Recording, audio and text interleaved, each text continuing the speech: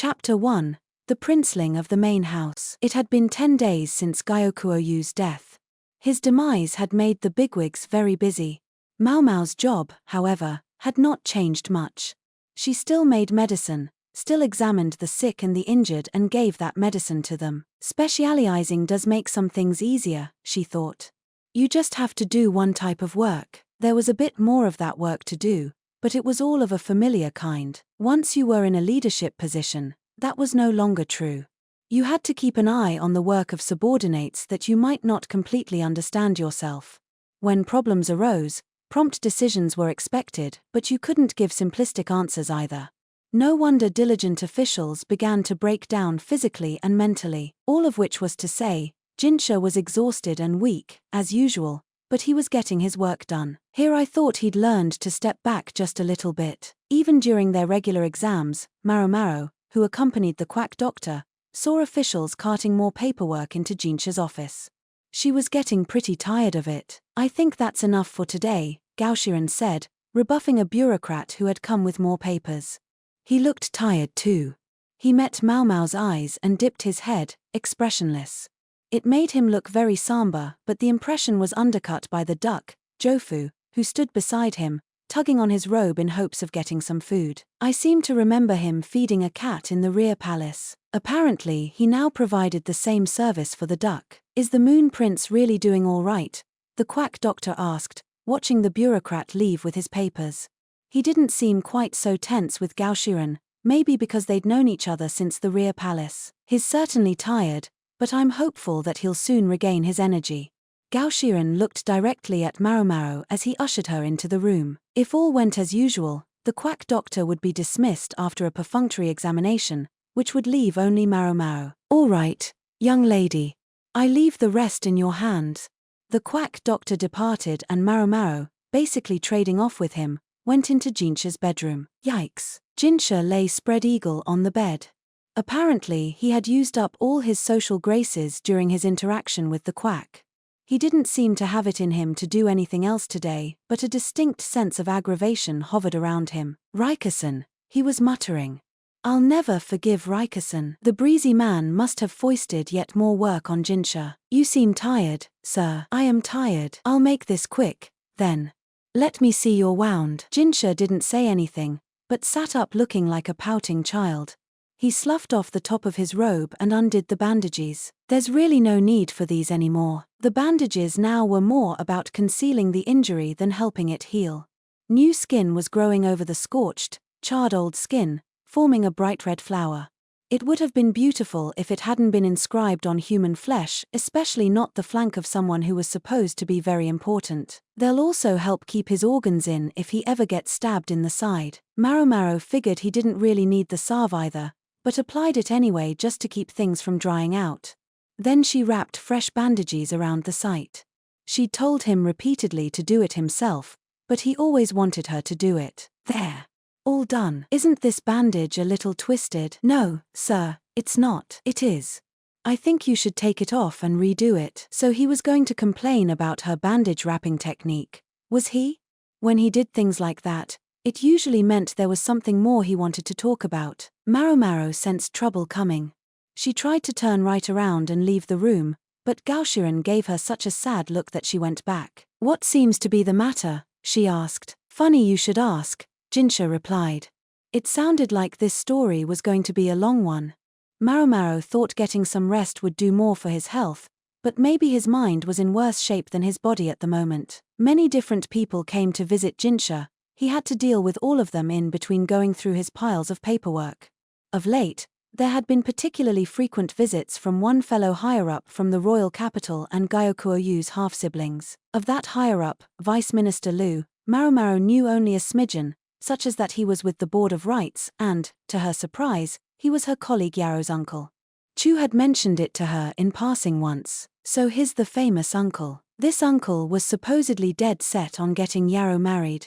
Maomao thought the vice minister had given her a funny look once when they passed by each other. Maybe he didn't like that she was Yaro's colleague. That vice minister Liu does make a nuisance of himself, doesn't he? Maomao said. She'd taken a seat and was sipping at some grape wine. Jinshi's examination was over and now she was just going to listen to him gripe. Surely no one would blame her for exacting a modest fee. He does. He keeps saying we should hurry and go back to the capital. Yes, let's do that. Right away, Maomao said earnestly. By all rights, there was no reason for them to stay here. Do you think we could do that so soon? It was Jinshi who resolutely stayed stuck in the western capital. He couldn't go home with everything still in disarray. He was the kind who felt he had to see things through to the bitter end, sometimes to his own detriment. That was probably why Rikusen was able to foist so much work on him. People with a strong sense of responsibility soon grow sick at heart. Maomao knew, just because you were a good person didn't mean good things would happen to you. You would think there would be plenty of people in the western capital who could fill in for Master Gyoku. And Master Gyokujun is still alive too. Master Gyoku was his son, didn't he say anything to you? Quite honestly, Maomao would have expected the man to be distraught when he learned that his son had died in his absence. But Gyokujun, it seemed, was pleading that his age made it impossible for him to return to the western capital. Anyway, I'm not sure that his coming back here wouldn't make things worse. If Gyokujun returned to the western capital, it would be the imperial capital that found itself in dire straits next. Empress Gyokuyu was now His Majesty's official wife, but there were many who resented her bloodline. The new crown prince, her son, had inherited his mother's red hair and green eyes. Maomao had met him when he was young and the pigment still light, and as he grew older the colors would get stronger. It wasn't hard to imagine him finding trouble because of his Line's hair and eyes. Then there were those who sneered at Isei province as a rural backwater. Consort Lihua had a son as well, born just a few months after the crown prince, and plenty of people would be willing to trade the one for the other if anything should happen. Yep. Politics is a pain in the neck. Maomao munched on a sachima to go with her wine. A wheat-based treat distinguished by its fluffiness, it was a bit crude to serve as Jinshi's snack, but more than luxurious enough when the food supply was still unstable. Sir Gyokujun would like Sir Gyokuyu's line to continue ruling here. He said as much in his letter.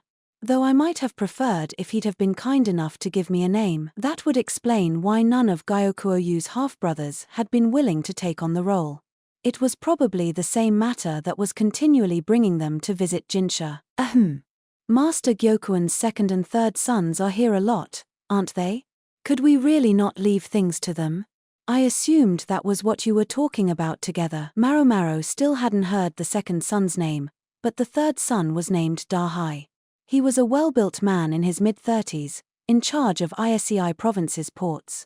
He was, in fact, one of the visitors who had come to the annex that very day. Sir Dahai is here because he had a request of me. Is it something annoying? Judging by Jinshi's petulant look, it didn't seem like anything good. He asked if I might consider transferring my base of operations. Your base of operations, sir? Maomao tilted her head, unsure what that meant. Oh, it's nothing much. He merely suggested I move from the annex to the main house. I see, sir. Nothing much, right? I believe that's what you just said, Master Jinshi. One could walk from the annex to the main house in a trice, whistling a tune the entire time. The main house is right next door to the administrative office. Which would make it easier for them to add to your workload. Is that what this is about? One presumes. And it would really raise some red flags if they tried to get you to go directly to the administrative office, so they're moving you in stages, getting you used to the idea. What am I, a feral cat they've adopted? Jinshi looked spent. Maybe the exhaustion had just caused him to abandon any pretense. If I'm too willing to move, I think the chance to go home will only get further away. Funny thing to say, when he was the one who'd refused to leave. It was a dilemma. On the one hand, they wanted Jinshi to go back to the central region. On the other, they wanted him to stay here in the western capital. Couldn't you just refuse to move your base, sir? Believe me, I'd like to. But do you know what they say about the emperor's younger brother in the western capital these days? Maomao didn't pull any punches. They shout and swoon over your beauty, but at the same time, some conspiracy theorists hold that you masterminded the assassination of Master Gyoku. Millimeter. Did you? No. Figured. Jinshi didn't seem particularly adept at underhanded schemes like assassination. Yes, He had been more than willing to use his wiles to get his way in the rear palace when he had been posing as a eunuch, but recently he had become much more reserved. Maomao almost thought he was regressing. That leaves people claiming that I came to the western capital only in order to take it over. Why come to this parched place when you could make lots more profit finagling things in the royal capital? You could buy up grain, then sell it at a high price and wring the money out of them. You sound positively brutal. It was Miss Chu's idea. Chu was something of a chatterbox, and she loved to use Maomao as an excuse to dodge work. Anyway, if you go to the main house, won't you only look even more like you're bent on conquest? Sir Gyoku Jun's brothers and children are at the main house. The suggestion is that security would be better served by having everyone in one place, rather than splitting the guards between the main house and the annex. You're not afraid of someone trying to stab you to get revenge for their brother or father? I like to think that wouldn't happen, Jinshi said after a moment. Really, if anyone were feeling that emotional about it, I would have expected to see at least one assassin already. Commuting to the administrative office certainly would be much easier from the main house. Maomao wondered if she and the rest of Jinshi's entourage would go with him. Not that I'd really like to. She could just picture a weird old fart hanging around, and it worried her. She was pretty sure the freak strategist was staying over there. Hence, Maomao was invested in maintaining the status quo. I can't shake the sense that the move wouldn't have many tangible benefits for you, Master Jinshi. Would it be a problem just to turn them down? You sound strangely unsure of what to do. I understand what you're saying, but I think I have to meet them in the middle, or we won't get anywhere. There it is. Jinshi was too direct, too honest, and sometimes it cost him. Maomao had a certain respect for that part of his personality, but it could be infuriating. He should just put his foot down with them. She was about to say so when Jinshi added, and the main house also has that thing. What thing? She cocked her head. She had no idea what this thing was. The greenhouse. Didn't you see it last time we came? A GG greenhouse? Maomao couldn't stop her eyes from sparkling. She'd seen cactuses planted around the grounds when they had come last year, at which time they had stayed in the main house, but she hadn't heard about any greenhouse. They said that if I moved to the main house, I could use the greenhouse to cultivate herbs. Jinshi glanced at Maomao, then grinned openly. But I gather you'd be just as happy to stay at the annex, Maomao. Whatever do you mean, Master Jinshi? Never fear. I would certainly follow you to the main house. She pounded her chest for emphasis, so hard that she broke down coughing. The move to the main house soon proceeded. The quack doctor was to come with them, not that it would change much of anything. There was, however, at least one person who decided to stay behind. Lahan's brother surprised them. A greenhouse is outside my field of expertise. It's not like you'll be far away. I think I'll stay here, he said. On his head was a duck, and beside him was a goat. Oh. I figured a pro farmer like you, Lahan's brother, would jump at the chance to grow things, Maomao said. Who's a pro? Look, it's not that I couldn't do it. It's just I have to focus on things that fall within the scope of my responsibilities. All I really do is imitate the things I've learned. Maomao thought it was awfully professional to know and be clear about what you could and couldn't do, but she kept that to herself. It was certainly better than someone who pretended to possess knowledge they didn't have. My specialty is grains, Lahan's brother said. You know a lot more about herbs than I do. I suppose so. He said specialty. Maomao observed, but she pretended not to have heard. How nice of her. Anyway, like I said, I'll still be close by. If anything comes up, call me. Thank you, I will. Maomao bowed to Lahan's brother. She suspected she would do quite a bit of calling on him, whether he encouraged her to or not. The main house was substantially larger than the annex, and the medical office Maomao and the others were introduced to was bigger too. This must be the place Dr. Lee was entrusted with. Of all the medical personnel sent from the capital city, Dr. Lee was the most serious and most intimidating. And since their last meeting, Maomao had added most pessimistic to that catalogue. Looks like he's still at the clinic in town. The shelves here were neatly organized, making them easy to use, although most of the medicine had been taken to the clinic. There were also beds and chairs, neatly arranged.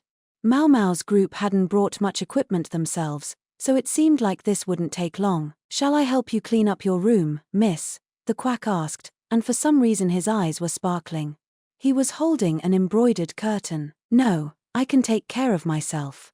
You can clean up your own room, please." She was not going to spend another night in a hideous, frill-laden chamber. She was even thinking that maybe next time they were running short on bandages, she could tear up that curtain for material. A well-built soldier ambled up. "Hey, young lady, something the matter, Master Lahaku? I need to use the toilet. You don't mind if I leave you here? I don't think it should be a problem." Lahaku was more diligent than he might appear. There was another guard still standing outside the new medical office, so Maomao figured it should be fine. "Sorry.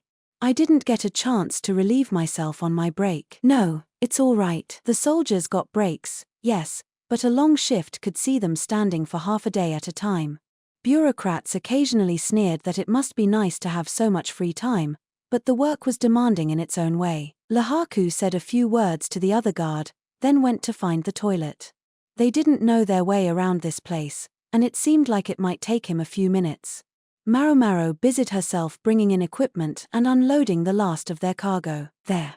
All done." She was just giving a big stretch when she heard a shout from outside. "Yout." That was the quack doctor. Maomao went out, wondering what had happened, to find the quack plopped down outside the office, rubbing his shin. There was also a boy holding a wooden training sword. The guard had been keeping an eye on Maomao, apparently to the exclusion of the quack doctor. "I have judged you. You intruding insect." The boy must have been 8 or 9 years old. He was dressed in fine clothing and his hair was carefully done up. Those things would seem to mark him out as the scion of a good family, but that didn't matter much right now. Maomao crouched by the quack and looked at his shin. With one of those wooden training swords, even a young kid could cause a nasty bruise. She glared at the boy. "What do you think you're doing?" He didn't so much as flinch at her raised voice. In fact, he stepped forward in a show of strength. "I have delivered punishment upon the criminal." "Who's a criminal?" Maomao was just stalking toward the child to deliver him a good knuckle to the head when a panicked serving woman rushed up and grabbed him. "Young master, you mustn't." She started bowing furiously to Maomao. "I'm sorry. I'm so very sorry." Maomao clenched her fist and stared daggers at the naughty child. "Hey, let me go. I am going to slaughter the lot of them," the kid shouted. "No, young master, you can't do this here. You can't do this. I'm so sorry." With her head still bowed, the serving woman dragged the boy away. Maomao had no choice but to let her fist relax. She was just glad the servant had made a prompt exit. Child or not, she really had been about to smack him one. No mercy for kids who went around whacking people with swords. "My apologies," the guard said, his face white. He would be blamed for letting the quack get injured after Lahaku had entrusted him with this job. "I don't need any more apologies. Help me get the master physician inside." Maomao touched the quack's shin. "Ow. It hurts," he cried, really rather overdramatically. The bone wasn't broken, but he probably wouldn't be walking anywhere for a few days. Judging by that outfit and the servant looking after him, it seemed safe to assume the boy was a relative of Gyokuan's. They'd barely gotten here, and already Maomao had a feeling that there was going to be nothing but trouble. Maomao pressed a damp rag against the quack's leg. Unfortunately, the abused shin had swollen substantially by the next day. It should be better in 2 or 3 days, Maomao told him. In her opinion, the quack could just as well spend that time resting in his room. But he insisted on working, and she couldn't very well chase him out of his own medical office. "I really don't think it would be a big problem if he weren't here," she thought, but she wasn't cruel enough to say so out loud. "Ugh, it hurts." "I'm sorry, miss," Lahaku said, bowing his head. The boy had seized on a brief moment when Lahaku wasn't there. A single, fleeting lapse of attention by the guard. Maybe it had been in part because the interloper was just a child, but it remained that this boy had evaded the guard's scrutiny and managed to harm the quack. "It's because they're really guarding me, isn't it?" Maomao thought. Outwardly, the soldiers were assigned to the physicians, and so in principle they were supposed to be protecting the quack doctor. But the remaining soldier had actually been watching Maomao. The soldiers didn't specifically give Maomao any special treatment, probably a touch of consideration on Jinshi's part. But there seemed to be a tacit understanding of who she truly was. Much as I hate for people to think of me as that freak's daughter. Therefore, as long as the guards didn't bring it up, Maomao was happy to act the part of an ordinary medical assistant. That was all she was, and nothing more. And yet, she didn't want the quack doctor being put in danger because of that. It seemed the guard yesterday wasn't yet used to protecting VIPs. That was one of the reasons Lahaku had seemed so apologetic about needing to go to the bathroom. He was the one permanently assigned to the medical office, while the other guards came in on rotation, and there were a lot of new faces these days. Knock knock. Incoming. Chu entered, pretending to knock on the medical office door. Poor Mr. Quack. I've come to visit you at your sickbed. She was holding some grapes, a common fruit in the Western capital. Oh, Miss Chu, that's so kind of you. Whoa, wait, hold on there. Did he really not care that she called him Quack like it was nothing? Miss Maomao, would you like to know which no-goodnik it was that attacked Mr. Quack yesterday? Who? If it was someone from this estate, I assume it had to be one of Master Gyoku's grandchildren or great-grandchildren. Bingo. It was Master Gyoku's oldest son's son. I might have guessed. Maomao had heard that Gyoku was nearly old enough to be Empress Gyoku's father himself, so it wasn't that surprising if he had a grandson the age of the boy who had attacked the quack. They say his name is Gyoku Jun. Chu sketched a character in the air with her finger. Apparently the family had a thing for naming their children after birds, as the OU of Gyoku meant nightingale, Jun meant falcon. Chu went on, also, young Gyoku Jun wishes to apologize and is standing outside the medical office with his mother right now. What would you like to do? You could have led with that. Maomao looked at the quack doctor. Rather than actually say yes, he smiled. He's still just a child, after all. If he knows he did wrong and wants to apologize, then it's water under the bridge. Gee. Nice guy. Maomao wasn't so sure, but the quack doctor was the victim here, so they would do as he said. Come in, Maomao said as she opened the office door, although she didn't look very happy about it. Gyoku Jun was standing there, not looking any more pleased than Maomao. A woman stood next to him, a timid look on her face.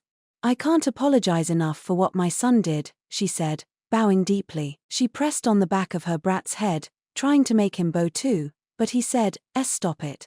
I'm not gonna say sorry. You apologize this instant. Nah. No way.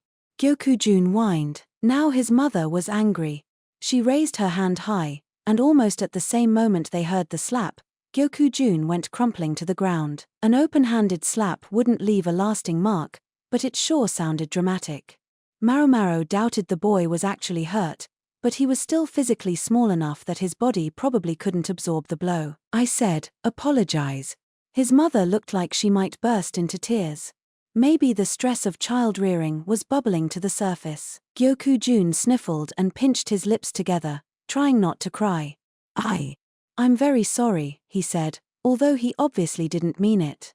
He showed every sign that he would do it again if he got the chance, but the quack doctor was watching his mother anxiously. That's enough, please, it's really fine. Please, don't bow to me. Gyoku Jun's mother, however, only bowed again, insisting, I am so sorry. Gyoku Jun was already out of his bow and scowling at the quack. Signs of a lesson learned. Zilch, Maomao observed. When mother and son had left, Maomao was hit by a wave of exhaustion. Do you think he's all right? That was some slap she gave him, the quack said, much concerned about a child who had shown no repentance. Or, every parent gives their child a good whack now and then, buddy. Most men can remember doing sword drills until they went unconscious from shouting, said Lahaku. Exactly. It was nothing much. He's just lucky she didn't use a closed fist, Chu added. An open palm isn't such a big deal. Although it's trouble if there's an injury somewhere it can't be seen. The solar plexus is a good compromise, it hurts, but it doesn't show, offered Maomao. What kinds of homes were you three raised in? The quack asked, drawing back a little. He was a eunuch, but he originally came from a good family, and had probably never suffered the punishment of the iron fist at the hands of his parents. Still, it wasn't that Maomao didn't understand the quack's concern. The boy's mother did seem sort of frantic. I guess a person could get in a lot of trouble for harming the imperial younger brother's personal physician. As much trouble as one might get in, though, the mother seemed worried about something more. "Shall Miss Chu explain that one?" Chu said, striking a pose with her finger pointed toward the ceiling. "Do you know? Was there a reason?" the quack said, immediately curious. Lahaku looked like he wanted to know too. Maomao had to admit that she was curious, but she affected disinterest, as if she would just listen in if everyone else wanted to know. "Master Gyoku has passed away, and the Western capital is all agog about who's going to be the next leader here.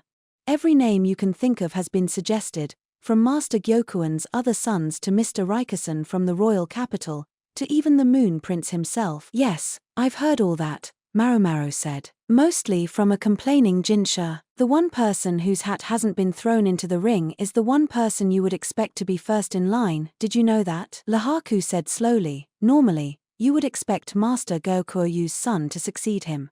That's how it works, even in the imperial family, right?" He was right. Indeed, precisely. But that son has been kept completely out of politics throughout his life, on the grounds that he wouldn't need to be involved until later. He's been ruled out on the basis of ignorance, or so the story goes. But doesn't that seem strange? "Yes, so it does. You would think he'd have studied a little more," said the quack doctor. "With what I've said so far, I would expect Miss Maomao at least to be able to see where this is going. In reality, Master Gyoku's eldest son is a lazy, profligate layabouts." Chu waved her hands enthusiastically and produced a shower of confetti. "He did get the education you'd expect of an intended successor, but then he threw it all away." "Threw it all away how?" "He had, let's call it a late rebellious phase. By that time, though, he was already married to the woman his parents had chosen for him, and even had a child. But he stole a horse and ran off. You'd think he was some little kid." Maomao thought about how uncomfortable the mother had seemed earlier. "So his own relatives aren't treating him as the heir apparent, and folks are even suggesting people unrelated by blood to be the next leader. He must be pretty bad," Lahaku said, crossing his arms. "Oh, very bad. This eldest son is some 25 years old. He abandoned his home several years ago, leaving his wife and child, and, well, let's just say he's been up to a lot." "That might explain the mother's mean streak," Maomao admitted. "No doubt her relatives blamed her for not keeping a close enough eye on her husband." "Like what?" Maomao asked. "Master Gyoku's second-to-last son, his seventh, is 25 too, and the two of them don't get along. They fight all the time. Once, there was a whole thing when they decided on a duel with real edged weapons. Both of them are so good that no one could stop them. Oh, it was terrible. Then he started brewing his own liquor, borrowing bottles from a nearby distillery, filling them with his moonshine and selling them. That tanked the distillery's reputation. It's worth noting that the place was run by Gyoku's third daughter. Also, Miss Maomao, you remember how we were attacked by bandits when we went to that farming village? Apparently he was also connected with that incident." Maomao held up a hand for Chu to stop. "What seems to be the matter, Miss Maomao?" "I'm amazed Master Gyoku didn't disown him. Being the eldest son probably helped protect him a little. And Master Gyoku has some odd preoccupations, so he never gave his second or third sons any education in politics at all. Anyway, the eldest son was a well-behaved and capable young man until he went off the deep end, so maybe Master Gyoku thought he would come back around eventually. The son's a powerful guy and a leader. I heard that when he was attacked by the boss of a bandit gang known all around Isei province, he went to get the guy back himself." Chu nibbled on a fried dough twist she'd gotten somewhere. She'd distributed them to the quack doctor and Lahaku as well, and they were also eating. Getting revenge on a bandit, huh? Very much the sort of hero image that Gyoku had so prized. As for Master Gyoku's younger brothers, they're all too busy with business to lead the Western capital. But we absolutely can't leave the job to his eldest son. Mr. Rikusen and the Moon Prince were probably put forward to buy some time. Master Gyoku's second and third sons are both clever guys. We can gain enough time for them to learn about politics. I think plans are being laid for the eldest son to be disinherited before then. With Master Gyoku gone, he's lost his protection." "You sure know a lot, Miss Chu," the quack doctor said admiringly, although these seemed like things she probably wasn't supposed to know. These were Gyoku's children, Toughness and stubbornness were guaranteed. They were using the emperor's younger brother in order to buy themselves time. That does explain why that boy's mother looked so worried, Maomao said. Marrying a family's eldest son didn't mean much if that son got himself kicked out of the family line. And if her own son went on to injure the imperial younger brother's physician, well, that would be enough to make the blood run cold. In light of all that, it seems likely that the second or third son will be assigned to serve under the Moon Prince for a while, and the other one will be assigned to Mr. Rikison. If one of them proves to be an especially quick study, that means we'll be able to go back to the central region all the sooner. And speaking of going back, Miss Chu had better get back to work. She stood up as if to signal that the conversation was over. She was done with her snack, anyway. Maomao raised her hand. Miss Chu. Question. Yes, Miss Maomao? What is it? Maomao recalled that they were now stationed in the main house. Does this worthless layabouts of a son ever come to the main house? Not very often, but I gather he stops by to see family every once in a while. It's certainly possible you might bump into him. Chu gave a broad wink. Please. Don't jinx it. Maomao foresaw many travails in her future. She did the best thing she could do. She shook her head and tried to forget about it.